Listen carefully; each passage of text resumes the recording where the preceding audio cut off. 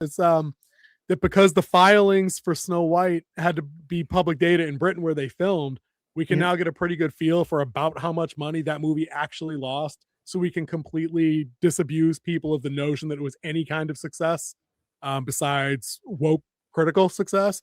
Like it might have lost upwards of like $270 million. When all is said and done, it might have actually lost them that amount of money. Could you And imagine keeping your job after losing the company oh $270 no, million? dude, the Zegler experiment is over.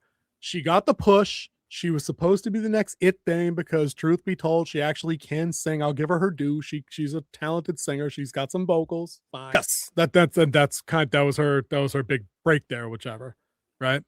But she's no longer on social media, right? Hasn't been on like her Instagram, hasn't been on Twitter in over a year. Like the last thing she posted was the dumbass thing that got her in trouble from Snow White, where she said the end of the tweet was, and as always, free a certain place in the Middle East.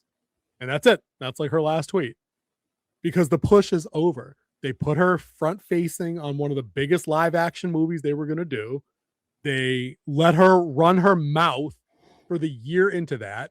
And then when you couple with the production idiocy that was that movie with going from live action, not dwarf, from little people to live action, not dwarves to the animated crap Magical creatures. to the 7 magical creatures to then actually just hiring a bunch of like meth addicts from like, Skid Row. It ended up costing them $1 gazillion. So you can't couple that with your title character, your leading lady. You can't have her out there running her mouth about like a beloved kids classic about how the themes are dated and then not use the music except for like Hi Ho. Like, no, there's other good songs in that parents want their kids to see the same way our parents wanted us to see. It's Hollywood rectifying Hollywood. They gave her the push. It cost her $270 million.